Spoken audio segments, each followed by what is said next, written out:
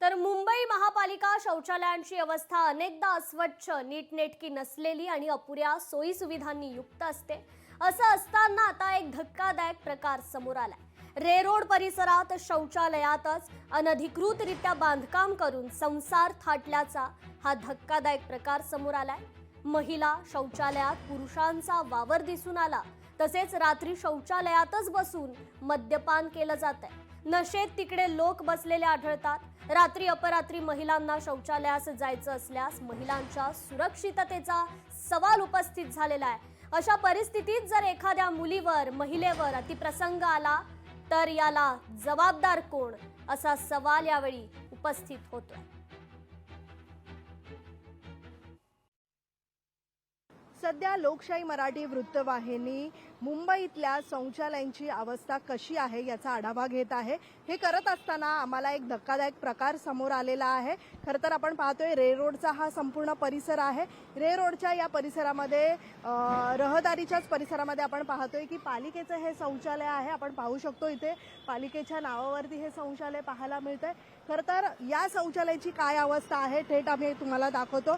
मात्र खरं तर या ठिकाणी जे काम करणारे कामगार आहेत त्यांनी या ठिकाणी त्यांचा संसार मांडलेला पाहायला मिळतोय। खरं तर या ठिकाणी पालिकेच्या महिलांच्या शौचालयामध्ये आपण पाहू शकतो महिलेचा हा शौचालय आहे आणि महिलांच्या शौचालयाच्या इथेच आपण पाहू शकतो की इथे काम करणारा जो व्यक्ती आहे, जो पुरुष आहे, बेड टाकून इथे झोपलेल्याच्या अवस्थेमध्ये आपल्याला पाहायला मिळतोय। कितने साल से आप यहाँ पे काम कर रहे हैं? 20 साल से। तो आप यहाँ पे बेड डाल के सो रहे हैं। एक बाजू में आप देख रहे हैं महिला का वॉशरूम है, लेडीज वॉशरूम है, फिर भी यहाँ पे बेड डाल के आप सो रहे हैं। तबीयत खराब था इसलिए सोया था।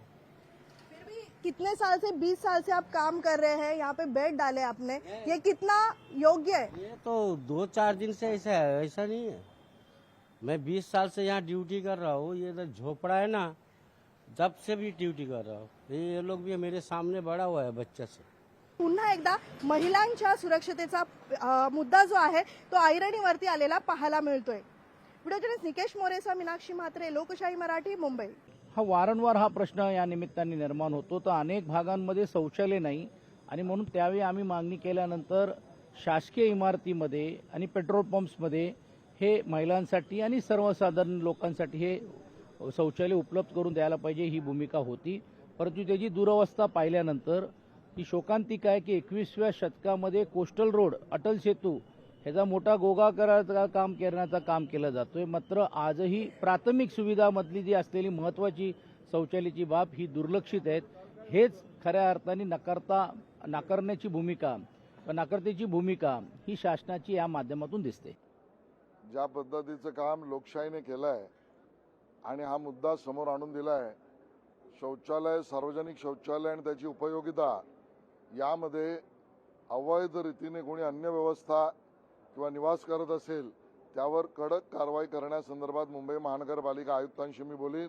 लागलंच तर पोलिसांनी कारवाई करावी अशा पद्धतीची भूमिका आम्ही घेऊ आणि निर्देश सुद्धा देऊ। अशी बातचीत केली आहे। तर या संदर्भात किशोरी पेडणेकर यांच्याशी बातचीत केली आमच्या लोकशाही मराठीच्या प्रतिनिधी मीनाक्षी म्हात्रे यांनी। किशोरी पेडणेकर ताई आहेत। ताई, खरं तर आपण पाहतोय मुंबईचे जे शौचालय आहेत महानगरपालिकेचे अतिशय अवस्था कशी आहे ती आपण पाहिलेली आहे। एक व्हिडिओ सकाळी आपण समोर आणलेला आहे। तिथे जे काम करणारे कामगार आहेत ते संपूर्ण कुटुंबासोबत तिथे वास्तव्यास आहेत। 20-20 वर्षापासून तिथे वास्तव्यात आहेत। अक्षरशः आपण पाहिलं की महिलांच्या ज्या खोल्या आहेत शौचालयाच्या त्याच्या बाजूलाच बेड टाकून एक कुटुंब तिथे वास्तव्यास आहे। कसं पाहता या सगळ्याकडे? आपण देखील या महानगरपालिकेचा संपूर्ण आढावा आपल्याला आहे, काय सांगाल? मी या गोष्टीमध्ये 2-3 अँगलनी पाहते। पहिला अँगल आहे, ह्या ज्या सगळी शौचालय काढली तर नेमकी ती चालवतायत कोण? कितीतरी राजकारणी लोकांची पण शौचालय आहेत, ती नेमकी कोणाची आहेत या माध्यमातून आता काढा शोधून। जे शौचालय चालवतात ते बाहेरच्या राज्यातून आलेली लोक आहेत। तिसरी गोष्ट, तुमच्या आमच्यासारखी लोक कधीच शौचालयात जात नाहीत। ज्या हद्दीत आहेत तिथले अधिकारी करतात काय? कारण ते शौचालयाच्या मध्ये नियमावली आहे की महिलांचे स्वतंत्र असले पाहिजे, त्याला मध्ये वॉल असली पाहिजे. नाही, मुळामध्ये महानगरपालिका ज्यांना चालवायला देते ते हे चालवतच नाही. ते लगेच दुसऱ्याला कोणाला तरी कॉन्ट्रॅक्ट देऊन मोकळे होतात आणि मग ते दिल्यानंतर महानगरपालिकेचे अधिकारी ते बघतच नाही. खूप गंभीर आहे आणि त्यासाठी ह्यांच्या व्हिजिट होणं गरजेचं आहे. मग त्या लेवलला डीएमसी असतील, एएमसी असतील, आढावा घेणं गरजेचं. अधिकारी बदलतो पण पद्धत बदलत नाही, हा आहे प्रॉब्लेम. खरं तर आता किशोरी पेडणेकर यांनी देखील मागणी केलेली आहे, यावरती ऑडिट केलं गेलं पाहिजे आणि हे शौचालय नेमके कोण कोण चालवतात यांच्यावरती कारवाई केली पाहिजे.